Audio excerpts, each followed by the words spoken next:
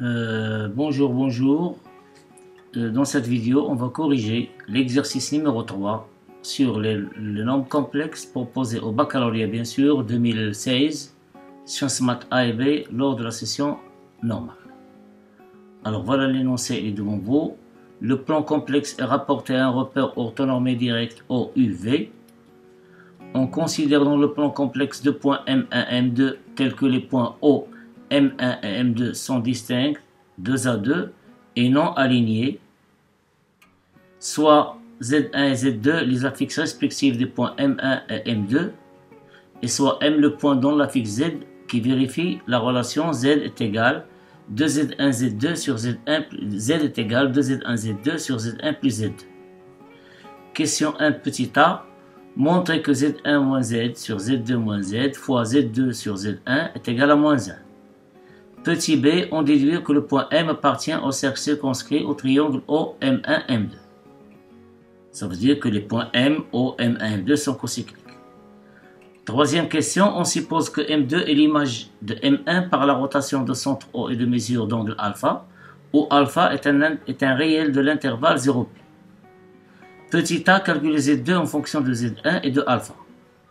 Petit b, montrer que le point M appartient à la médiatrice du segment M1, M2. La question numéro 4, soit θ un réel donné de l'intervalle 0P ouvert, on suppose que Z1 et Z2 sont les deux solutions de l'équation 6t carré moins exponentielle de Iθ plus 1 qui multiplie t plus Eiθ moins 1 égale à 0.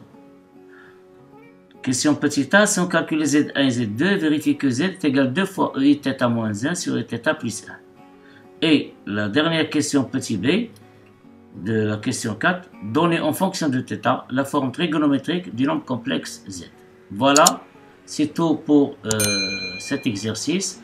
A tout de suite pour voir la correction ensemble. Ala barakatillah. Voilà l'exercice numéro 3 sur les complexes. Donc, dans le plan complexe, rapporté au repère orthonormé au UV, orienté directement bien sûr, on considère les points O d'affixe 0, M1 d'affixe Z1, M2 d'affixe Z2, je m'excuse, et M d'affixe Z, tels que les points O, M1, M2 sont non alignés et distincts 2 à 2. Distinct 2 à 2, ça veut dire que M1 différent de O, M1 différent de M2, M2 différent de O et M1 différent de M1. Et on donne Z est égal 2Z1, Z2 sur Z1 plus Z2. La question 1 petit a montrant que Z1 moins Z sur Z2 moins Z fois Z2 sur Z1 est égal à moins 1. Alors on a 5 calculs. On a Z1 moins Z sur Z2 moins Z fois Z2 sur Z1 est égal Z1. On remplace Z par son expression en fonction de Z1 et Z2. Donc c'est moins 2Z1 Z2 sur Z1 plus Z2. Idem ici Z2 moins Z, c'est-à-dire Z2 moins 2Z1 Z2 sur Z1 plus 2 qui multiplie Z2 sur Z1. Alors, dans ce numérateur, en réduisant au même dénominateur, on obtient comme dénominateur ici Z1 plus Z2. Et même chose ici, on va simplifier par Z1 plus Z2. Donc il suffit de réduire puis simplifier. Donc on obtient Z1 fois Z1 plus Z2 moins 2Z1 Z2 sur Z2 multiplie Z1 plus Z2 moins 2Z1 Z2 qui multiplie Z2 sur Z1. Or Z1 fois Z2 c'est Z1 au carré et Z1 fois Z2 c'est Z1 Z2 moins 2Z1 Z2, ça veut dire c'est moins Z1 Z2. Même chose ici, on obtient Z2 fois Z1 moins 2Z1 Z2, donc c'est moins Z1 Z2, et Z2 fois Z2, c'est Z2 au carré, fois Z2 sur Z1. Alors, on remarque ici, au numérateur, on peut factoriser par Z1, et le dénominateur ici, on peut factoriser par Z2. Lorsqu'on multiplie par Z2, Z2, donc Z1 et Z2 se simplifient, donc on obtient Z1 moins Z2 sur Z2 moins Z1. Or, ces deux nombres sont opposés, donc le rapport est égal à moins 1. Et par suite, Z1 moins Z sur Z2 moins Z fois Z2 sur Z1 est égal à moins 1. Question petit b. Déduisons que le point M appartient au cercle circonscrit au triangle OM1. OM1, M2. Tout d'abord, O, M1, M2 sont non alignés. Donc il y a un triangle. Et puisqu'il y a un triangle, il y a un triangle circonscrit, il y a un cercle circonscrit au ce triangle. Donc il existe un cercle où appartient O, M1, M2. Il suffit maintenant de montrer que M appartient à ce même cercle. Ça veut dire que M et ces 3 points sont cocycliques. Alors, du résultat de la question 1A, celle-là, on obtient ici une multiplication, donc on peut la rendre, c'est divisé par l'inverse, c'est Z1 fois Z2. Z1 moins Z sur Z2 moins Z divisé par Z1 sur Z2 est égal à moins 1 qui appartient à R. Donc, c'est une caractérisation, dire que le fait, puisque ce rapport est, ici on a Z1 moins 0, Z2 moins 0. Donc, puisque ce rapport Z1 moins Z sur Z2 moins Z divisé par Z1 moins 0 sur Z2 moins 0 appartient à R, alors les points, ici on marque ici, Z, c'est la fixe du point M, puis M2, la fixe, Z2, la fixe, puis M1, donc M, M2, M1, et ici moins O et O. Donc on obtient, voilà par ordre, si vous voulez, M, M2, M1 et O sont alignés ou cocycliques. Ils sont alignés au cocyclique. Or, puisque les points O, M1, M2 ne sont pas alignés, donc ces 4 points aussi ne sont pas alignés et par suite ils sont cocycliques. Et puisqu'ils sont cocycliques, ça veut dire qu'ils appartiennent à un même cercle.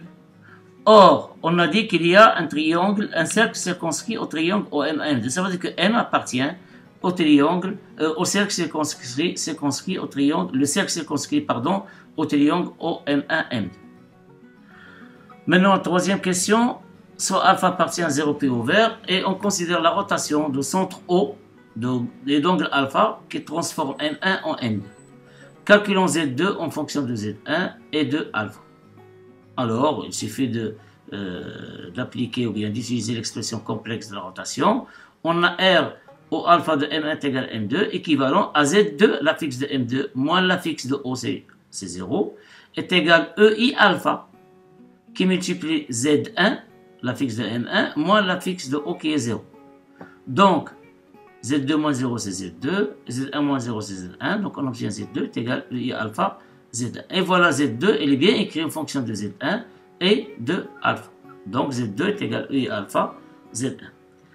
La question B de la question 3 montre que le point M appartient à la médiatrice de segment M1, M2. Alors pour cela, il suffit de montrer que, le point M est équidistant des extrémités, c'est M1, M2, c'est-à-dire M1 est égal à M2 ou bien M1M est égal à M2M, peu importe. Alors en utilisant la question 1A, celle-là,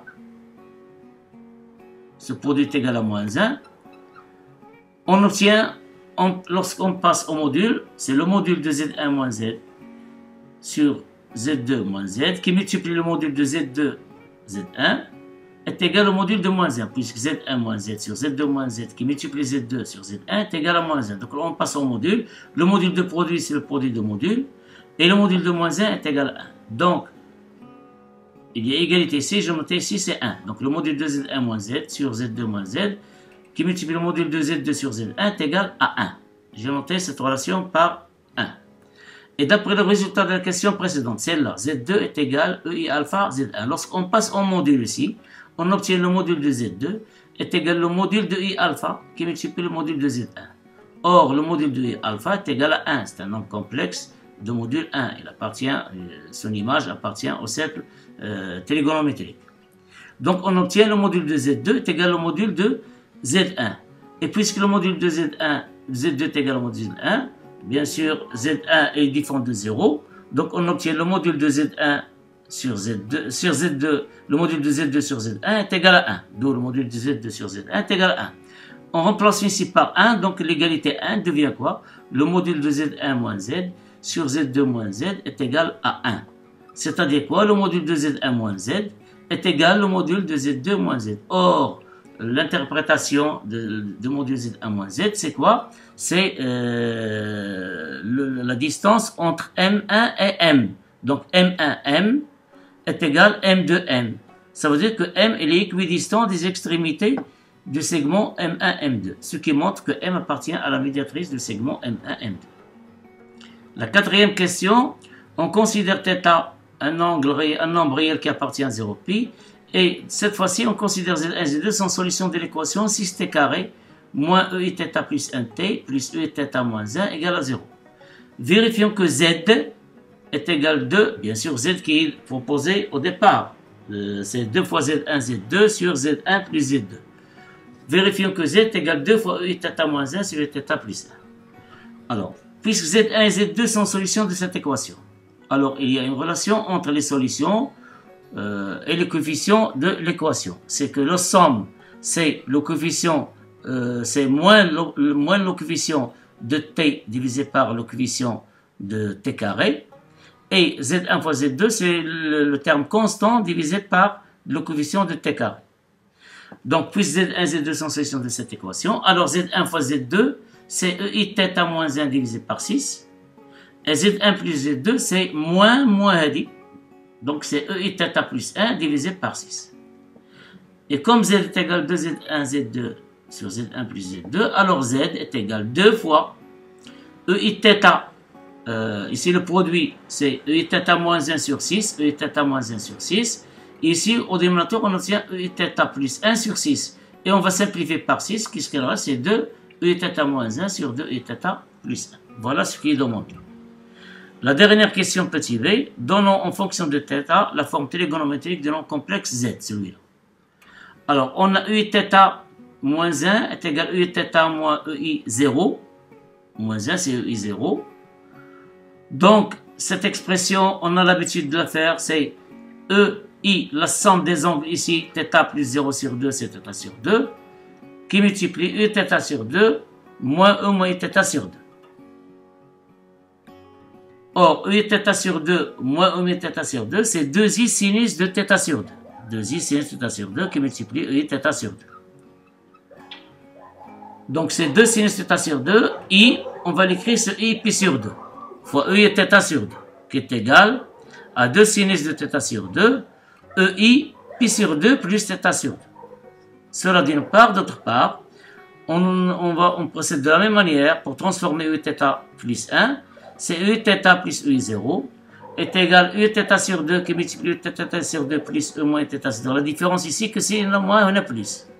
Donc, mais qu'est-ce qu'on a moins? On a 2 i sinus de θ sur 2, mais qu'est-ce qu'on a plus? C'est 2 cosinus de θ sur 2, EIθ sur 2.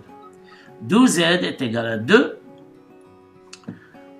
Ici, EIθ moins 1, EIθ moins 1, c'est 2 sinus de θ sur 2, EI pi sur 2 plus θ sur 2, sur 2 cosinus de θ sur 2 et θ sur 2.